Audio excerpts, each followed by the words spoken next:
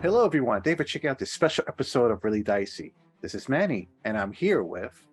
I'm Jonathan G. Nelson. I'm the owner and publisher of AEW Games, and also lead author on Rultmoork. Hello, I'm Thilo Graf. I'm the editor-in-chief, author, and developer for AEW Games, and Jonathan has agreed to let me touch his baby and add my little twist of maliciousness to Rultmoork. And today we're going to talk about their AEW Games' latest Kickstarter endeavor, Rultmoork. A very interesting theme this company has, where it seems like you keep going deeper into the unknown, where there's danger and a lot of exploration to do. So for those that just hearing about this for the first time, how would you describe the setting? Yeah, so Rultmoork itself takes place in lands far to the southwest of where Rise of the Drow took place. Rise of the Drow was in a much colder environment. Rultmoork is in more of an arid environment. It's very dry, parched. The local lake Choni has been drying up for years, and people are kind of battling over what resources are left. And in this location, long ago, it was rumored that water once flowed from this great place. This ancient monolithic spire of stone. There are ancient legends that describe water flowing from this place, although they are few and far between. The environment here is a lot different than what we touched on in Rise of the Drow, and also Rultmoork deals a lot with duality. So above and below, past and present, stagnation and flow, different elements that complement yet contradict each other.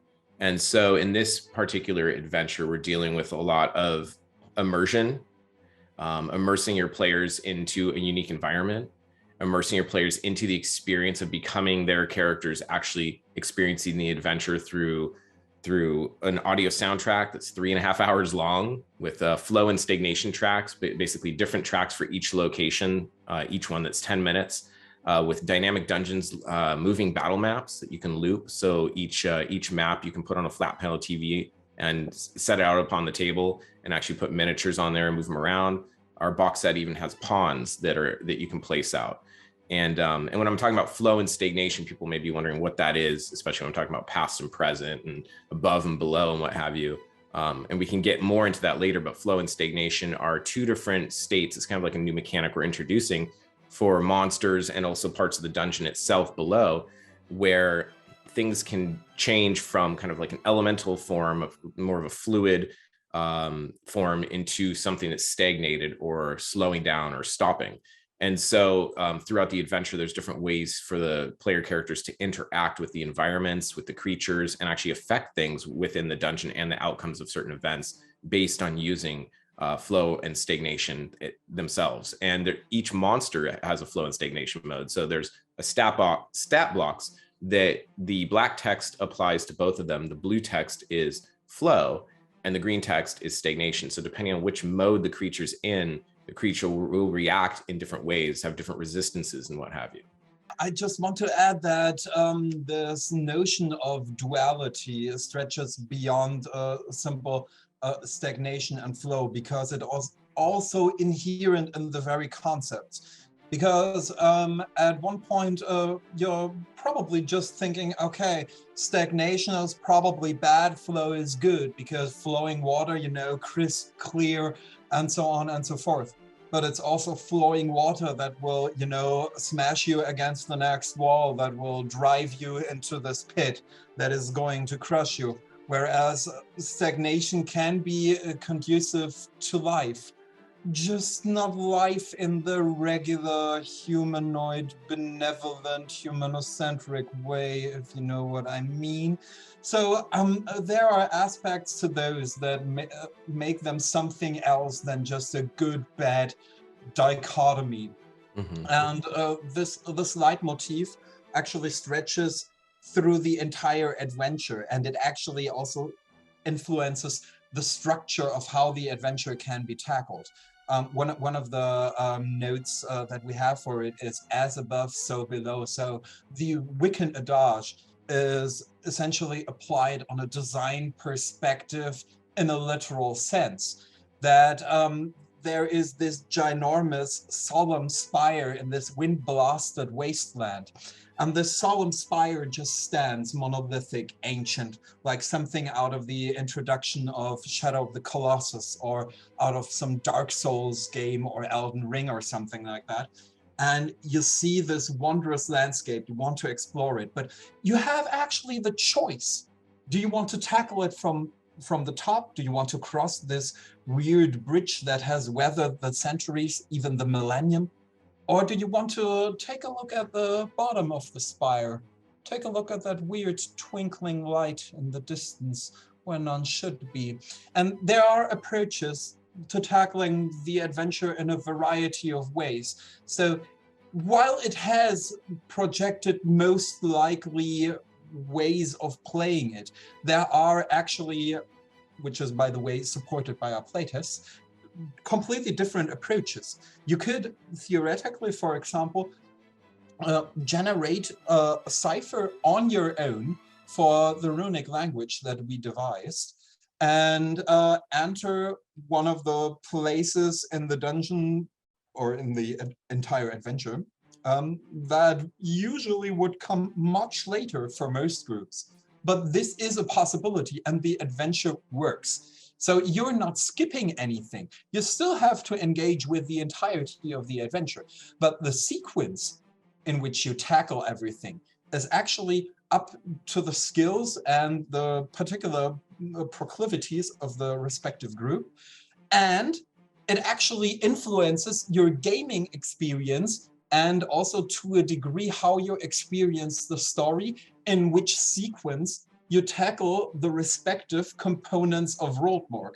So it's probably as close to a modular dungeon exploration and ruin exploration and investigation and things like that that you can get with such an adventure. And I don't think I have seen that done before, actually. That sounds really fascinating. If I may ask, where did the idea for this first start? I mean, I've interviewed you both before, and I know you're both very creative individuals, and you could have done a setting or story anywhere. What led to this? I would say it was organically created. I play a lot with my own home groups, and I test out a lot of stuff on them. In fact, I write, and where they decide to go, the story flows, right? And so on all of the years of adventures that we've played together, when they played in Rultmoork, everyone felt incredibly challenged. They felt very immersed. And not only that, but they said it was one of the most iconic locations they'd ever been in any game, and that the experience lived on with them, and that they kept having fond memories of it, and especially of the final battle, which I'm not going to give away who the big boss is at the very end of this. But they said that the final battle was, out of all the games that they've played, that one of the ones that they will always remember, that was just epic, just an epic combat scene. And these are people that are 50 plus years old and been playing since they were 10, 12 years old. So that's and a lot of these people too are some of our friends that were friends with Peter Adkison and everybody back with Wizards of the Coast, back before Wizards of the Coast became Wizards of the Coast. And half of the gaming group of actually my good friend CJ Jones, when he passed away, he was our dungeon master, and he was one of the co-founders of Wizards of the Coast. And so I adopted in half of that group, and along with other folks that have been in my life for a long time. And so these are people that have a lot of experience playing professional games and what have you, and they really, really enjoyed Rultmoork. And the idea of it, honestly, it just came from myself. I don't really know where the creativity comes from. Maybe it's this other plane of existence, this other, maybe we're all tapped into the universe in different ways, and there's just this vast, sea of creativity out there. But it just, I don't know, this particular one just flowed naturally. And what's fun about it too is that this one, it really felt like like I said before, it's a very immersive adventure, and that's part of where I wanted to set the scene. I want to set the stage for this, and that also comes into what Thilo was talking about, like inventing Grecian, an ancient language. This whole realm, everything that's happening here, it all stems from the past. 1,000 years in the past, something happened, and that was during the time of Grecia, this semi-advanced civilization that lived a long time ago, and has since been mostly forgotten. And there's actually, they delved a little bit too much into the realms of the gods, and by divine decree, even their language was basically erased from history. And so things like comprehend languages and other spells won't help you solve or figure out how to decipher Grecian, but there are other ways to do it. And so that's what Thilo was talking about a little bit, is we invented actually this language of Grecian. There's even a wheel. Basically, you can discover this magic item called the Lexeme Amulet. And then there's player handouts for everything in the adventure. Especially if you get the box set, you actually have the physical player handouts that you can give out to the players. Murals that have scenes where they can try to figure out what's coming up ahead, or can I find some clues about how to solve this certain part of the dungeon or what have you. That some of that's contained in murals, some of it's contained in riddles, some of it's contained in writing. But when they're deciphering Grecian and advancing in the adventure in different ways or trying to discover things, they're basically doing this wasteland archaeology and deciphering of things, and they can use the Lexeme Amulet. And the players actually not only is there like an artwork of the magic item, but there's a wheel, and they basically are given like this wheel. I don't know. I kind of think of like those old D&D games, the SSI video games. I don't know if you played any of those, and they come with the wheel that was actually for like the code that you would get for the to make sure that it was copy protected. But for some reason that always pops in my head, like kind of as an idea of like this wheel of deciphering. I don't know. But we have this essentially this wheel that you give them, and it has, the common, aka English, and then Grecian, all the characters in Grecian, and so they're able to decipher things as they go. And you can get in depth with that, or if your players don't enjoy that type of experience, there's other ways to bypass the different, deciphering elements. I just wanted to reiterate for a second that some groups, mine included, actually really enjoy it when you put weird squiggly lines in front of them, glyphs and stuff like that, and have them slowly decipher a given language. I actually based one of my entire campaigns in my home game around this notion, but then I also had specific syntax and stuff like that. We didn't go this far out there, so it's much simpler. It's essentially a letter substitution cipher, but it's something that many groups enjoy, and that is not used that often in different adventures. But if your group dislikes doing stuff like that, well, totally fine. There are ways, as Jonathan has just explained, to deal with all of that without having to deal with the deciphering aspect. Though, personally, I think at least giving it a try is actually super fun. And there might be some secrets. Is that a real cough? That doesn't sound like no, it's not a real cough. I'm a sucky actor. So this is for 5th edition. Yes.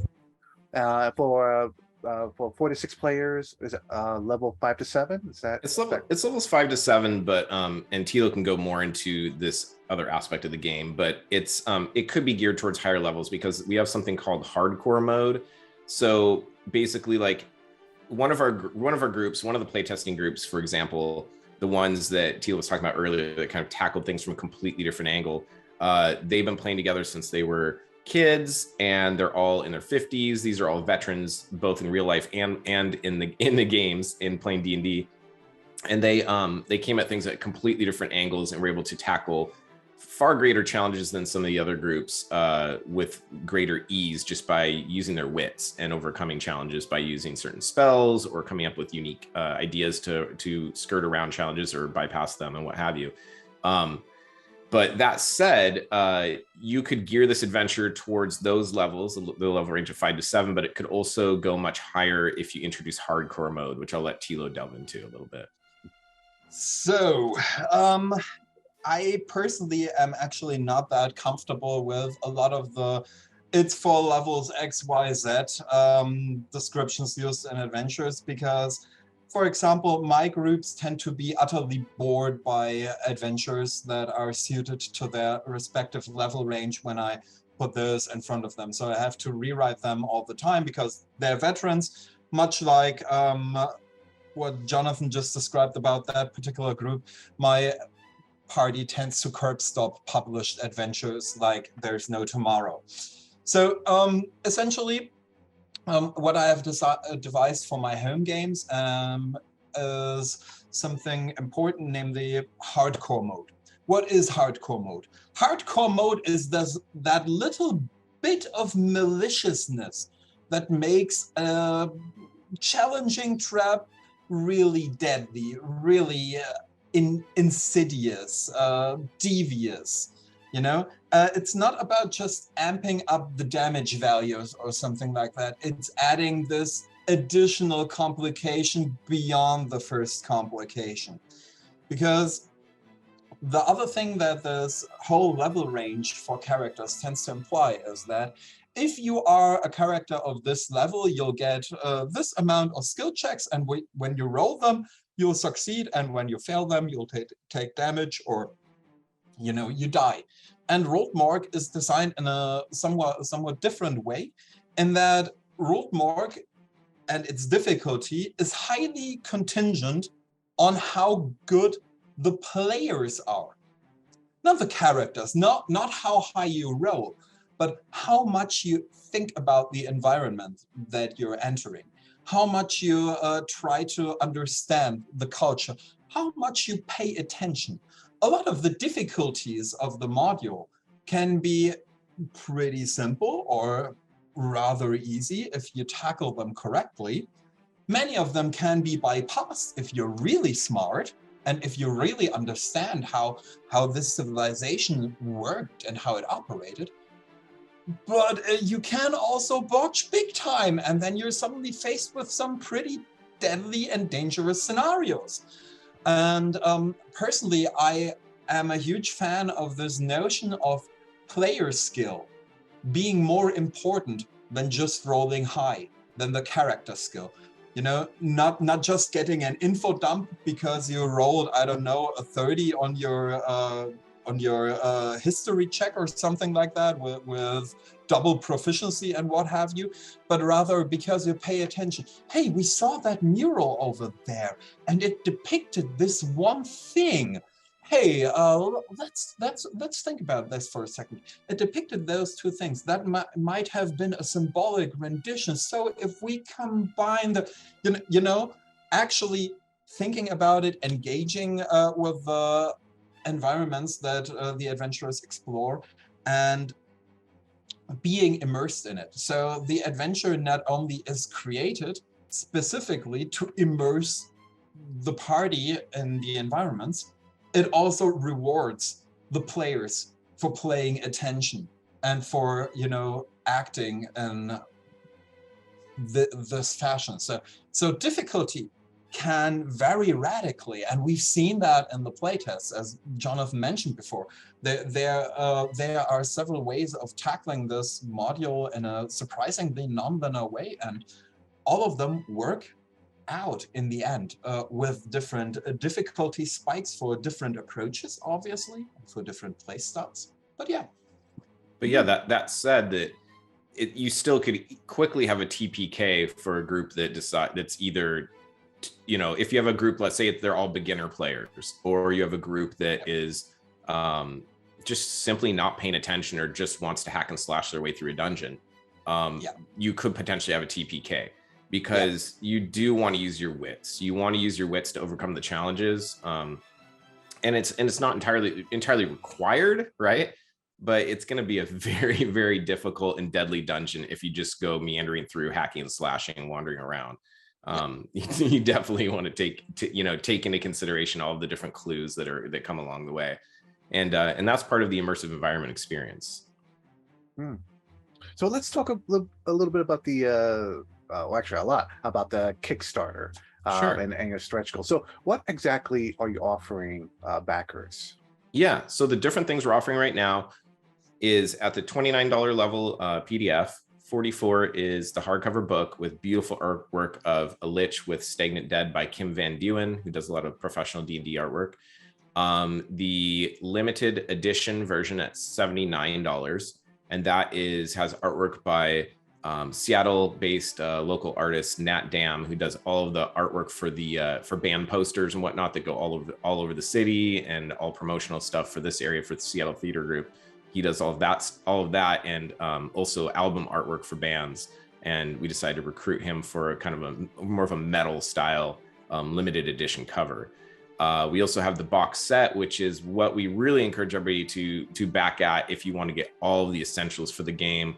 That one's $129, but it comes with your collectible box set with a copy of the hardcover and standard edition, and it has pawns for all of the creatures and NPCs, both in flow and stagnation mode. So any of the creatures that appear in flow and stagnation mode, you've got one in green for stagnation and one in blue for flow. So if a creature is on the battlefield, you have this elemental flow conductor with these giant compass-like arms flowing around the battlefield. If it's in stagnation mode in green, and then the player characters, they do something to change it, and I'm not going to give away what the different things are in the game that allow that to happen, but if they do something to change it, it changes to flow mode, then you just swap it out. You have the blue pawn ready, and you just grab it, swap it right in the battlefield.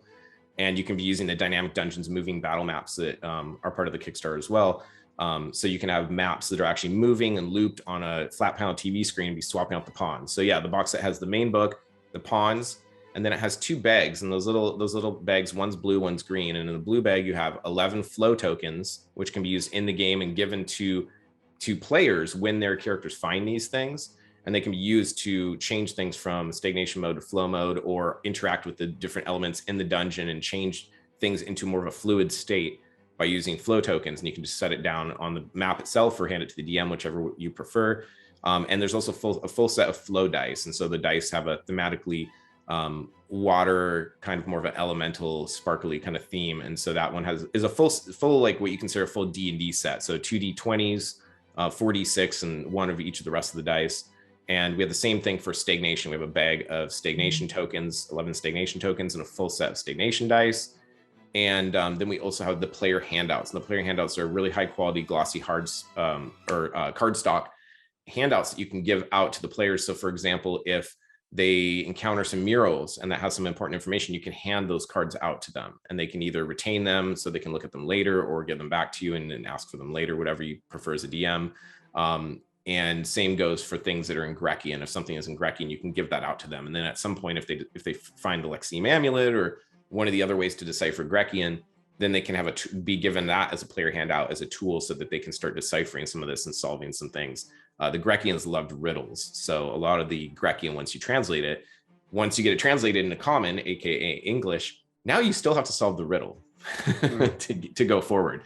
But those are all the goodies in the box set. So and we also have Fantasy Grounds, Foundry VTT, and Roll20 versions coming as well, and those are $39 each if you wanted to add those on. The stretch goals haven't been unlocked yet. We haven't hit full funding. Once we hit full funding, we will have a bunch of really cool stretch goals, some expansions to the book, possibly some new monsters, some new artwork. We also are we plan on enhancing the book further as well. So all of our books, our main things are color outside the lines. That's our main motto at AEW. And then we used to create a massive amount of content all the time. And so it was a lot of quantity. We've switched, and now we're doing quality versus quantity. So we've been working on this for 3 years, and it's been rewritten like 3 times, play tested, refined. We want to give you the best adventure and the most immersive adventure possible. And so we've really spent the time to create something that we love as DMs and players ourselves, and that we would like to share with you as well. So that's kind of, and the Kickstarter experience is a good place for us to connect with our fans as well. And I should also mention this year we're coming to conventions. We were at Gen Con, we're going to be at Gamehole Con, and then starting next year we'll be at Gary Con. So any of our fans out there that love our stuff, please come and see us. We love visiting with you guys, and we can sign books and chat and play games and all that good stuff at the conventions. So I know Dungeon Masters will be excited to know that there are looks like there's a bunch of like riddles and problem solving involved in this, and which I enjoy a lot doing for my players. Out of curiosity, is there also like other like tools, new tools for dungeon masters, like, or like, are there like new monsters, new magic items, and so forth? Yeah, I'll let Thilo share some of that. So we have a bunch of new, pretty, at least in my opinion, pretty fun new magic items that come in two versions. One of the versions is the GM-friendly version that essentially just tells you this is how the magic items work. This is how they work.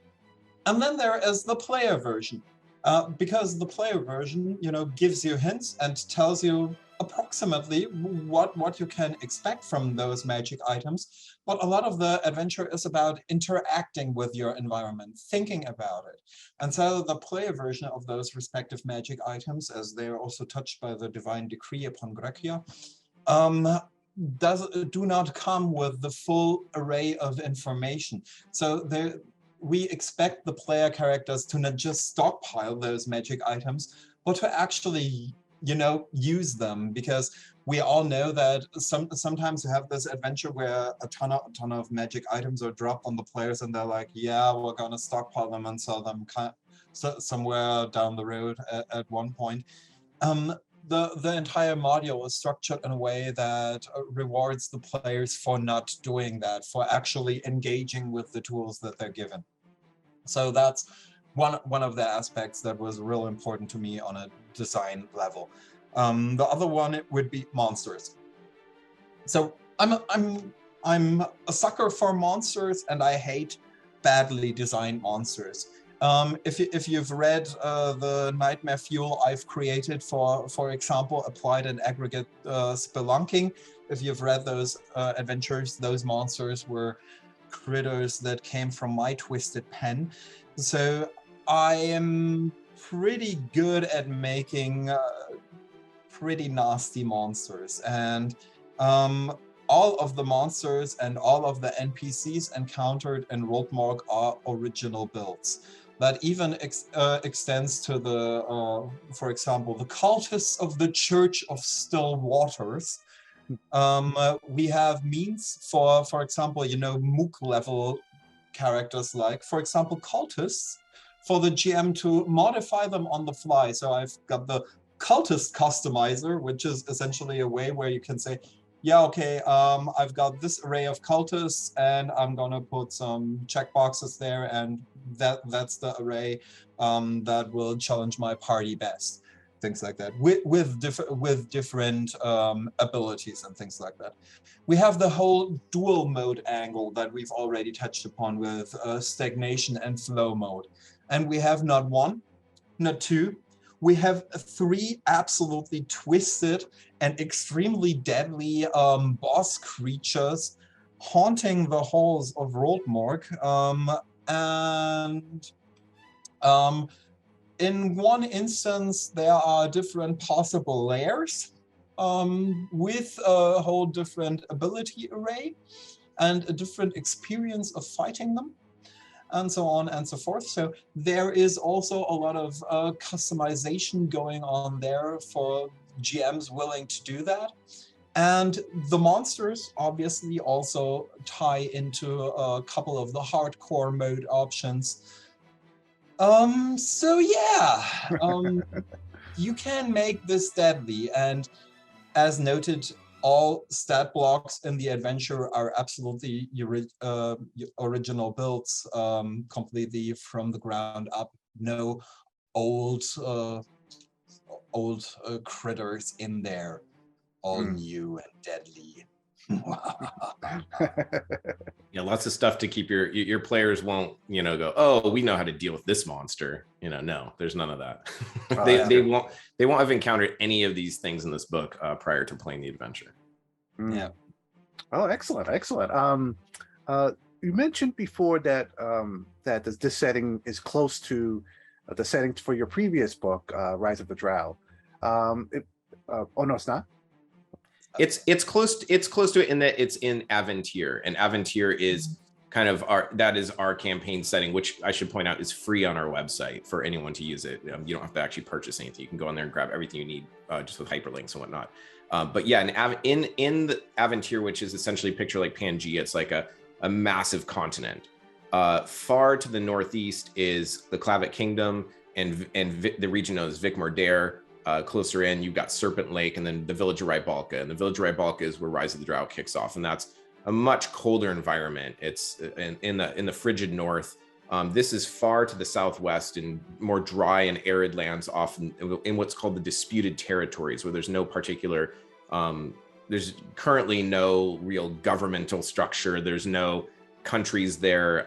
There's like the Bavonians who are clinging to ancient power just by retaining these mountaintop fortresses, and then the Chonians who have kind of been at least reduced to or seemingly named off as essentially raiders, but they're more kind of nomads that were once a tribal people who have been displaced due to the lack of water and the influence of the Bavonians on them. So there's some other, and the thing is too, is we've got support materials. So we've got a bunch of blog articles.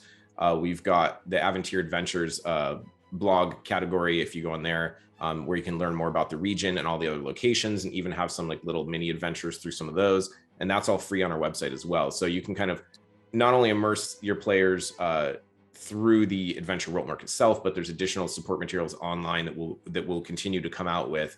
We always like to do that for our products, just like we did with Rise of the Drow, to continue to support people if you want to expand your campaign beyond the boundaries of what's contained in the books.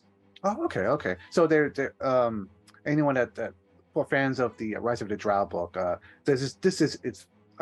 Rultmoork is definitely its own thing. It's not meant to overlap each other or anything like that.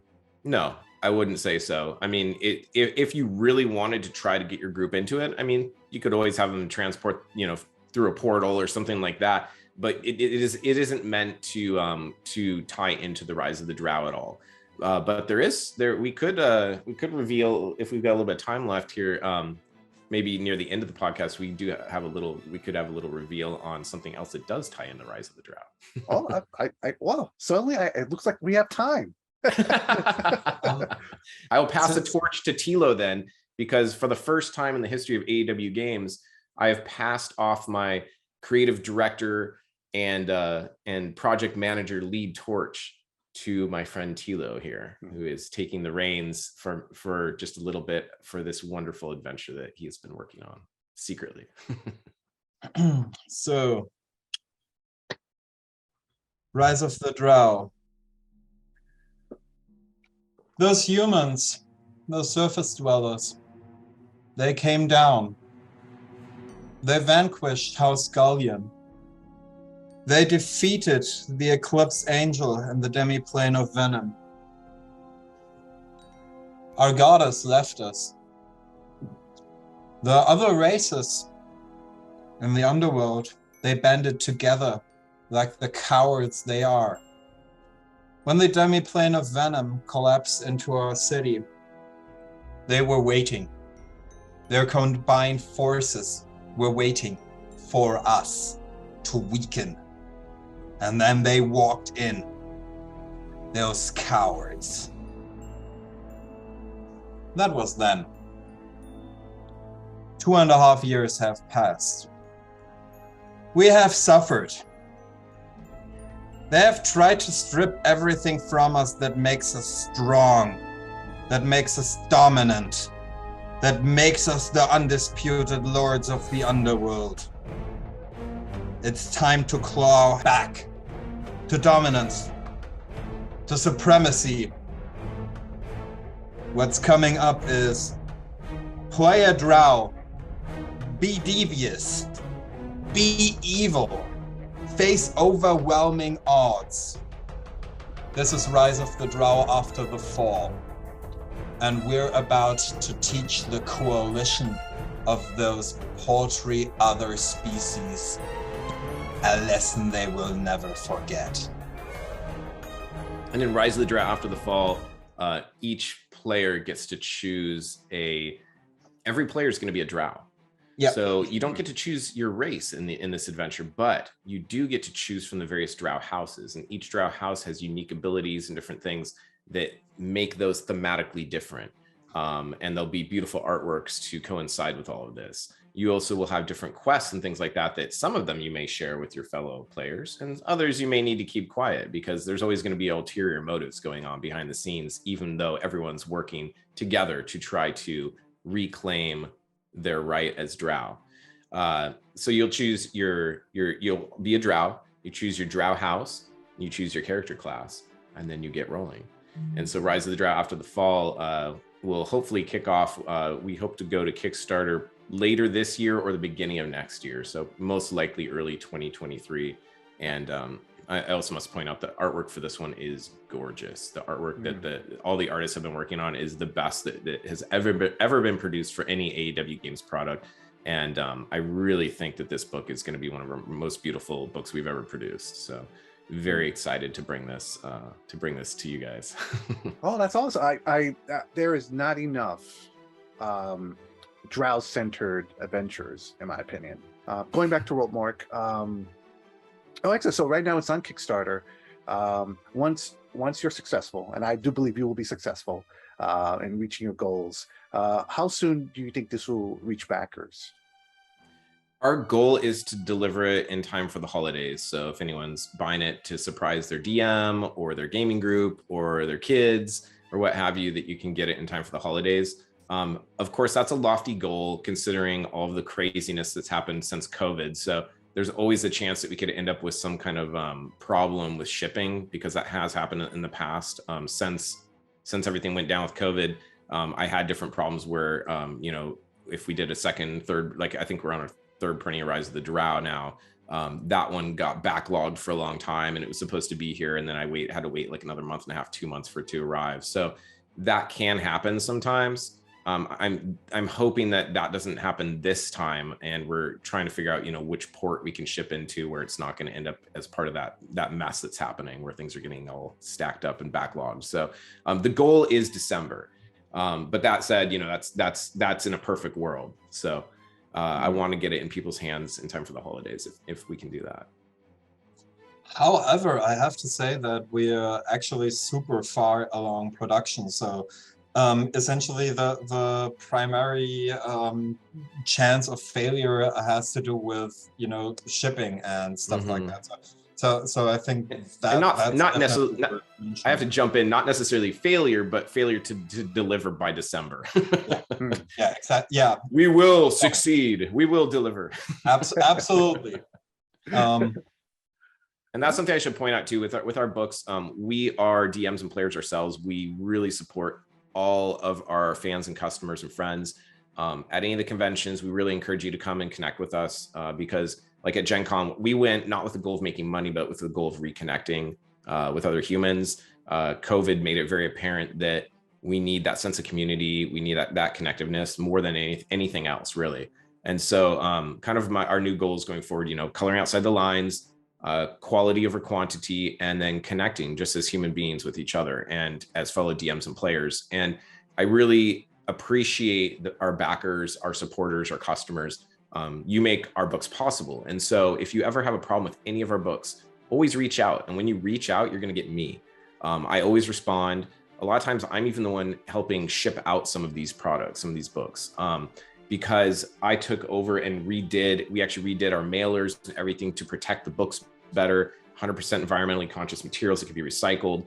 I want to make sure that the book that you get is in pristine condition, because that's how I am. I want my role-playing game books also in pristine condition. I think most role-playing game DMs and players are also collectors, especially the DMs. And we like to have things just like Manny does, his bookshelf all organized, and mine are much the same. And I have specific places for all my books, and I don't want them getting all bashed up in the mail. If you ever get a book from us that has bashed in corners, get a hold of me. That's, it's honestly not acceptable. I wouldn't be happy with that, and I wouldn't want that book. So if anything ever happens to your book, we've had some people where they had, like, one guy had his apartment catch on fire, and it was really scary. His wife was home and his kids, and something happened where the whole apartment went up in flames, and luckily they got out with the pets and they all survived, but his book collection got all burnt. He sent me a photo. He's like, my Rise of the Drow book melted, the front cover was like partially melted with the foil all burned and everything. And so I sent him a new copy, And the thing is that if anyone's ever in that kind of a situation, and it's stressful enough to already be in some situation in life where your place has been flooded or your place is caught on fire or some horrible disasters happen, that's stressful enough. Why don't I put a little bit of joy in your life? Send me a picture of your book, send me your information. I'll get you a new copy in the mail right away, because I want to take care of you guys just the same way I would want to be taken care of. So I just want everyone to know that we are with you. We're part of this community and we want to support you as well. So. Right. Excellent. Excellent. Well, viewers, right now, it's on Kickstarter, and we're going to put the link in the description below. Any last words before we wrap up? Just if people want to back the Kickstarter, the easy way to get there is aawgames.com/Rultmoork, RULTMOORK. Oh, our Discord community. Of course, I have to mention that. Our Discord community is very active. We have all kinds of fun stuff on there. Tales from the Tabletop caption contest every Friday where you can win prizes. Every Monday, we give away a free mini dungeon, which is a one-shot adventure with a full map pack, GM, player, and VTT maps, of which we were the first company to set the industry standard for that. And we have a whole bunch of different DMs and players, places that you can start games, play games, stream games. And if you have questions about certain products, like there's a whole group dedicated to Rise of the Drow with tons of pinned posts with all kinds of cool extras and things like that, blog posts, maps, etc. So check that out. To get there, the easy way is bit.ly/AAWgames. That'll take you, give you our Discord invite.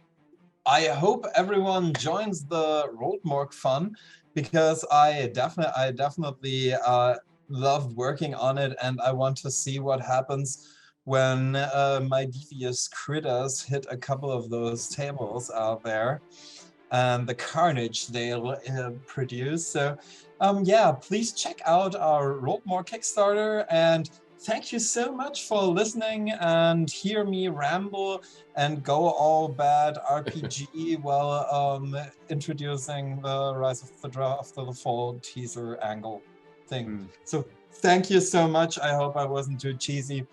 And yeah. No, I liked it. I liked it. I thought it was good. It was kind of like you were DMing to us, Yes. And maybe that's what we should do on one of these sessions, is like have like a little mini adventure that lasts like 10 minutes or something like that, and you can run a game for us on here. What do you think, Manny? I wouldn't say no, that's for sure. It's funny while you were doing your presentation, I felt weird because I didn't have any dice on me. I was like, where's my weapons? Yeah, you need your dice. I always keep my dice nearby. They're around here. Thank you both for taking the time to talk to us about Rultmoork. Again, I'll put the link in the description below.